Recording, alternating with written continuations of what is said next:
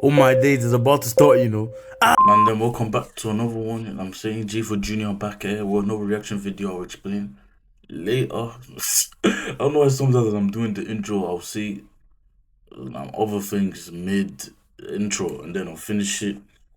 Oh, yeah, we're back on another Louaista reaction video, and this time is to how MTV Cribs. I just said how MTV Cribs were faked. Now, me personally, I don't know what that is though, but I'm sure you lot know, innit? And if you do, let me know what it is, man. I might find out during this video because yeah, this guy's a proper documentary. You know what I'm saying, YouTuber, and he explains in detail and everything. But yeah, enough waffling, I've wasted enough time. What if one of the biggest reality shows that you grew up watching was built on a solid foundation of lies? By now, we all know that much of what we see on television is deceptive.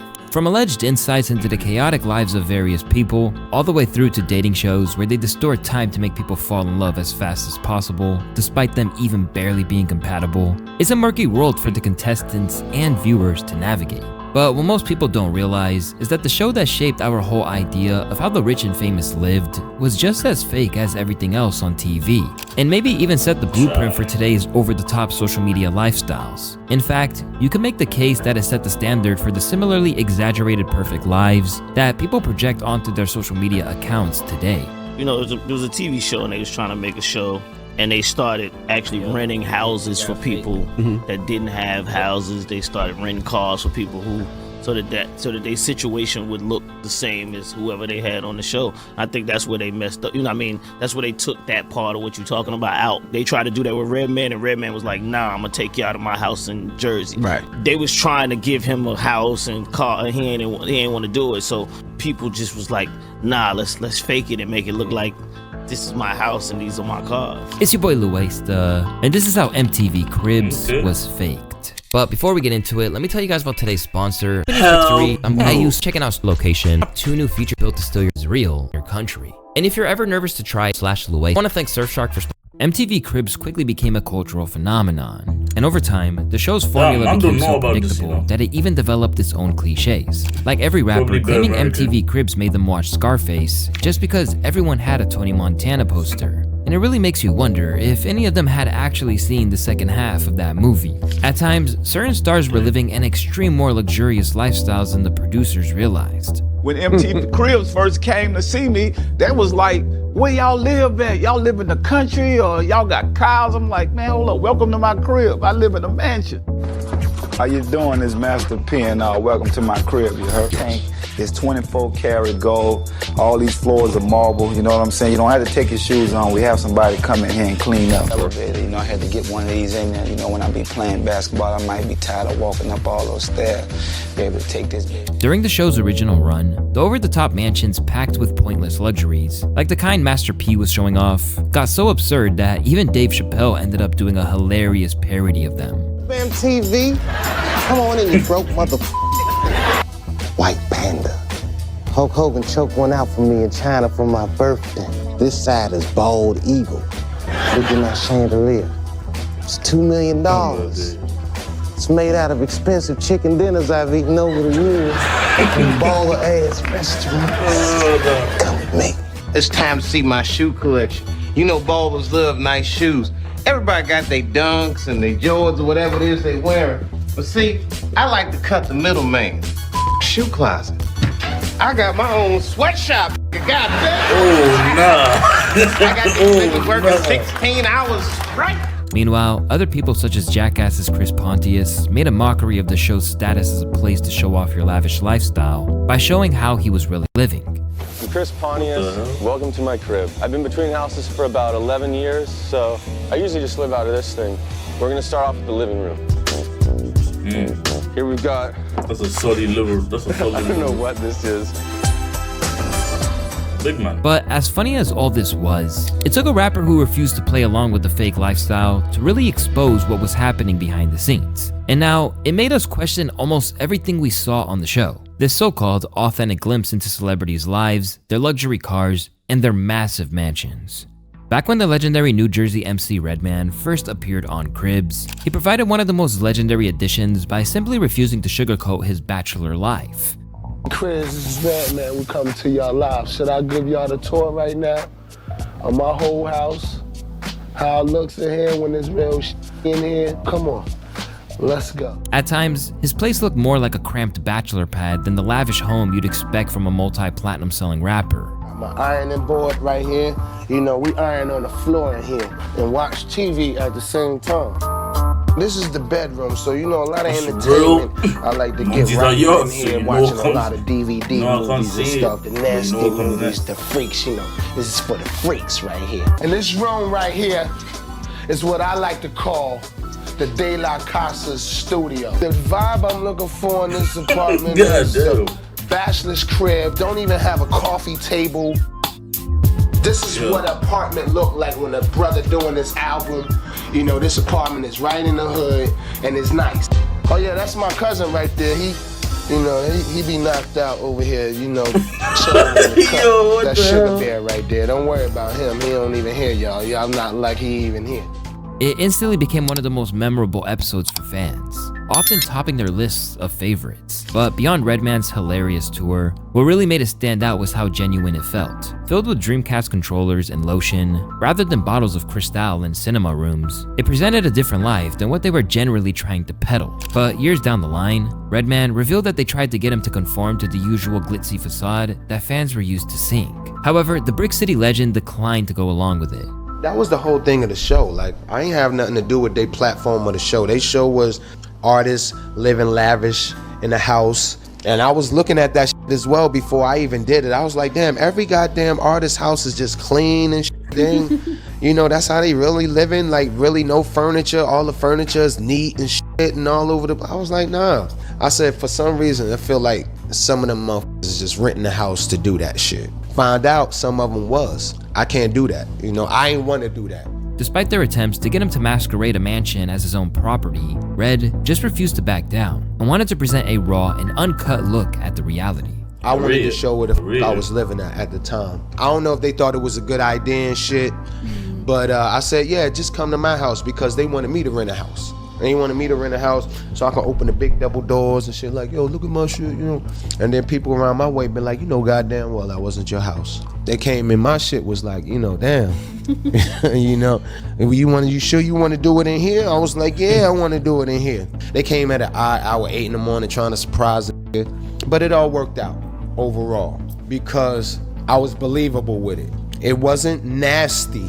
There's a difference between being junky and nasty. My shit was junky. In Redman's case, he was happy to disclose what it really looked like to be a rapper who hadn't strayed too far from his roots. But it's safe to say that most of those who signed up to cap on Cribs have been unwilling to reveal that this was actually the case. And now, many attempts to pull the wool over the audience's eyes have been exposed for the falsehoods they truly were. Where Redman refused to patronize the viewers with a fake home, there are plenty of rappers and artists who are happy to do just that. Among the most infamous examples of this came when Ja Rule rented an 8-bedroom mansion in Miami for his episode. Because he was killing it on the charts at the time, it seemed entirely feasible that this was how the Murder Inc. flagship artist was really living. However, he did seem to briefly admit that the house wasn't actually his. While some players down the beach and they rent rooms and such things like that, we rent mansions to have good times. Set against the backdrop of a huge party in the backyard that even featured Jay-Z among its guests, this led to a hilarious moment where he called over a dog and started telling a whole backstory about it, even though they had probably just met that same day. See, that's that guard dog right there. Cookie, Cookie, come here, Cookie. Cookie be acting up, man. Cookie only chase you when you're on a bike or something like that. That's when he, you know, don't come around here with no bikes. And by the end of the segment, he went all in pretending it was his property. You gotta have your bathroom nicely set up. You know, you probably look around and say it's real feminine in here, but that's cool. That's cool, because you know the ladies like stuff like that. Seen the crib, seen some of my friends, the party, pool. What else you need to see? Get out of here. At the time, viewers likely thought Ja Rule was living an unviable life that most of us could only dream about. But even if he was enjoying the fruits of his labor, he wasn't always doing it at this Star Island home. because in 2004, the person who actually lived there sued him over the kind of mess he made during the filming of the episode. After leasing the place to Rule, homeowner Jeanette Varela returned to find severe structural damage and discarded condom wrappers and syringes everywhere. To make matters worse, Varela only found out he'd violated the lease by throwing a 600-person party during his 4-day stay after she saw the footage air on MTV. As part of her lawsuit, she pointed out that the lease clearly stated that the property was to be used only as a private residence for up to 8 adults, no parties allowed, and that she never gave permission for any filming to happen there. Understandably, trashing someone else's home and bringing in a film crew without permission was bound to piss her off. In fact, Ja's lucky that Airbnb wasn't a thing yet, or he might have never been able to ever get another property again. But what's even more embarrassing than his reckless behavior catching up to him is how he boldly tried to flex on the world with a house that wasn't even his. But he's far from the only one who did this. A massive star in the UK, singer Robbie Williams borrowed actress Jane Seymour's house for his segment, and once he got them through the door of his massive estate in Bath, England, he was another one who was lying to a ridiculous extent. This actually is where I spent my Christmas day. This is where the magic happens. Look at this. Rob's camo, some cords, black as the new brown. Through here, a few of my jackets, my tailor. And the problem was that, much like Ja Rule, he neglected to let the homeowner know what was going down. We didn't let Jane know that I was going to pretend it was my house, he told a US radio station years later, and because I was like 23 and full of spunk, I didn't even consider other people's thoughts or feelings. So I would like to take this opportunity to apologize to Jane Seymour. While he tried to use his youth as an excuse, there's perhaps one person who found to have falsified her living situation for the show who can maybe get away with it. Propelled into stardom by tracks like Leave Get Out, 13-year-old pop star JoJo was actually living on the road when her segment was shot, and pretended her uncle's house was her own. And as you can see, she really committed to the illusion. Hey, I'm JoJo, welcome to my crib, come inside. This is my vacation house. I do spend most of my time in New Jersey, but I love coming here. And what I'm first gonna show you is the living room. This is some of my family. They're crazy. It's like the way they just cap it to your face with chest. Not my face, because this is my first time ever hearing of this, looking at clips. This is my first time ever knowing of MTV Cribs. But the way they lie to you lot's faces with chest, like you are just like, oh my god, she's so rich, she's having fun, she's living a life, just believing it like a bunch of idiots. That's crazy. Bro, god damn, bro, the way people just like, when people just lie online to the masses and public people with chests like that, it feels crazy to me.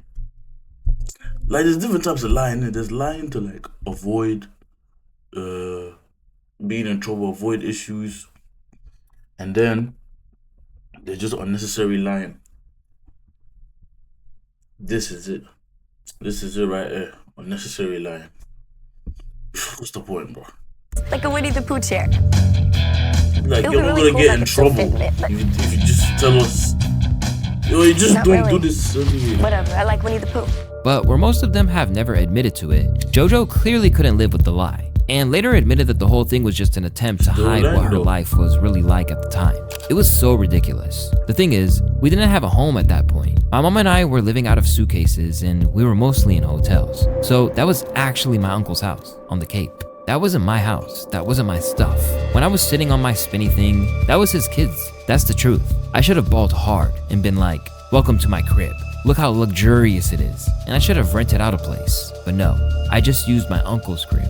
So that was me lying on cribs. As a young and naive artist, you can understand how she thought that she had to jump at the opportunity to appear on a big show like that. But for some people like the Yang Yang twins, their attempts to masquerade a home as if it was their own was particularly ridiculous. Because in their case, it looks like they hadn't set foot in it before filming, let alone anything else. That's the worst. That's just the worst. Come on in. It's me and my brother. First room I'm finna let y'all see is the sea room. We got the fishing right here. What their name is, y'all? That's Kudzu. You. And Money Green. Yeah. Then you come along, we got the boats to go with the fishing. We waving like the city done brushed up again. Bada boom, bada bang, boy. We decorated this ourselves now. And over the years, their appearance had gone on to be as much of a meme as Redman's cousins sleeping on the floor. But it's clear that they were fooling no one. All the white neighbors watching out their windows, at the Ying Yang twins wondering who just rented that house for the weekend. 18-year-old me, damn, Ying Yang twins living good. 34-year-old me, these dudes clearly rented this house. Although things like the Ying Yang twins pretending to be aquatic experts are hilarious, there are other instances where people pretending to live in lavish pads showed the pressure they have to portray a glamorous image. A prime example of this came when Dame Dash rented a London home from Mariah Carey for his appearance. Situated in the sought-after area of Chelsea in London, Dame's appearance showed off his obscene shoe collection, which he claimed he never wore the same pair twice. The reason why I got that nickname, Young Fresh to Death, is since I was a young lad, I've been known to be fly. I've known to pop tags. I don't like to wear the same things twice. So I'm going to show you my problem, and it's a serious one because I got a lot of sneakers. Matter of fact, this is not my house door. This is my hallway. Before we even get to my house, I have a secret room where I keep my kicks. Some of them. This looks like it could be a problem. I might need therapy, but like I said, I just love sneakers. So as I look around at these flavors, there's the red ones, and as you see, they're categorized by color. Nike made me a sneaker called the CEOs. So if you look inside, it says CEOs. But the thing about it was they didn't make them available to sell. That bothered me. But where this went from your average stunt to something more sinister was the financial woes that were just around the corner for the Rockefeller head.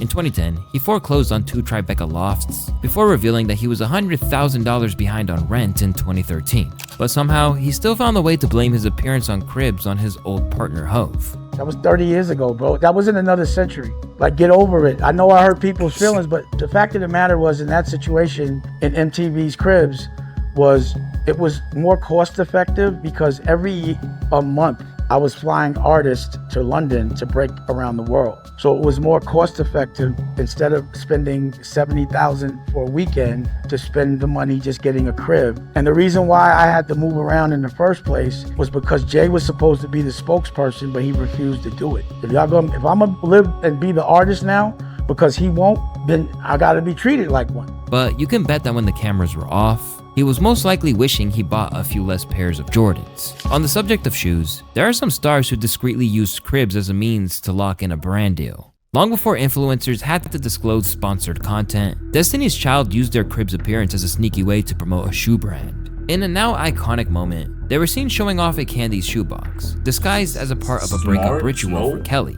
You have to show them your box.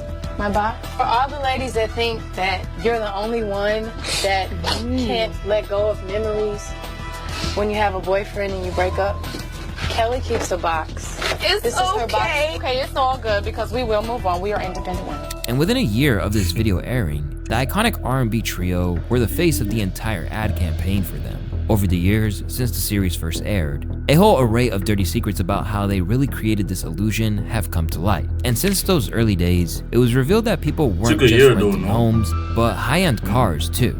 Among the people who were caught out doing exactly that is none other than Bow Wow, renowned for his willingness to portray himself as a private jet flying star when he actually goes commercial. It turns out that the former child rapper's tendency to sneakily slip into the persona of the mogul started way back in the day, as during his time on the show, he was in stunting mode from the very moment he opened the door. Yo, what up, man? It's your boy Bow Wow. Welcoming y'all to my crib, you know what I mean? About to take y'all to the Prince's throne, which is my room. Ladies, this is what y'all been waiting for. Yes, ladies, that is my bed, okay? I got Jordans galore that you might not even see. I even got the official Bow Wow shoe, man. Y'all see this? All jerseys. I got a mink. And you know what's funny? I got this 2 Christmases ago, and I still haven't worn it. After what he'd achieved before he even turned 18, no one would have hated on him for doing that. However, it would have been all well and good if it wasn't the fact that his cars were all branded from a Miami luxury vehicle service. My Ferrari 360 Modena. Y'all be pronouncing them Medinas because y'all probably don't got one of these bad boys. We gonna move it to this black thing right here, which is my baby, my BMW, my 645 black on black.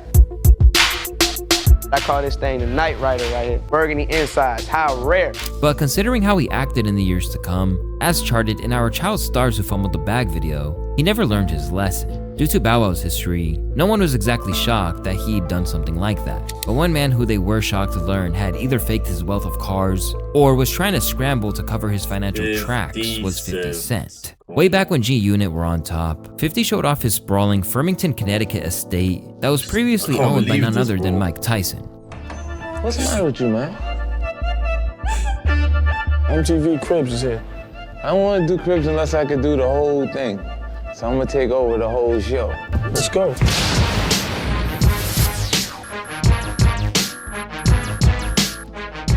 And at a time when the show was already pretty crazy, he still displayed some things that were a first. This is actually the strip club area. What the hell? Well, we have the lovely adult entertainers for adult entertainment. While all this was really his home, the one thing that he masqueraded as his own were his luxury vehicles outside. I know you ain't see these before when you was watching Cribs because everybody ain't got these, you know what I mean? This is Curtis right here, you understand what I'm saying? It's the Ferrari F50. I don't really use it for much. Really what I do is I use it for conversation. I get around my really rich friends and they say, I got a Ferrari F50. I say, me too. This is the Enzo right here. It's $1 million. Considering how much 50 was killing it at this point in time, there was no reason to suspect that they weren't really his Ferraris or Lambos. Years later, the truth finally came out during 50's bankruptcy hearing, where he admitted under oath that the flashy cars he showed off on MTV Cribs weren't even his. When the lawyer asked if he'd ever filmed himself showing off cars that weren't actually his, 50 replied, "You mean like MTV Cribs? Maybe." And after a few more questions, he finally confirmed it. At that time, was this guy actually bankrupt though? Like, wasn't he just trying to... He was sued for something and then he pretended to be bankrupt to not pay the person? Like, it's 50 Cent, bro. The biggest troll of all time. That's something he was doing. I mean, I don't know the facts, but that's what I believe. Those cars were rented. Well, by the looks of it, everything that we thought we knew about how these celebrities lived has been cast into doubt by the harsh reality that when it comes down to it, they're just as eager to impress and can be as insecure as we are. But above the lies that were told on 100%. camera and the money that changed hands, the real issue is that Cribs put pressure on celebrities to always be exhibiting their luxurious lifestyle, even if the reality of their situation is a little different. And with that, it's led the way to countless rap stars of today literally going broke by treating their IG like their own personal episode of the show. And whether or not that was their intention, it left a permanent scar on the culture and society as a whole that looks like it can't be undone. That's actually true, bro. What the hell? It's mad how certain stuff can just cause a ripple effect, a domino effect, and like have an impact on generations to come that just go on and do the same thing. It's mad, isn't it? But yeah, that's the end of the video. Like, comment, subscribe, you know what I'm saying? Never forget to subscribe. After watching a video like this, subscribe. Bro, I need to start saying subscribe in the intros and outros now, so you lot don't forget. Maybe even randomly during the middle of the vid. I don't know though, but you get me. Just show love, innit? Like, it won't hurt. Damn.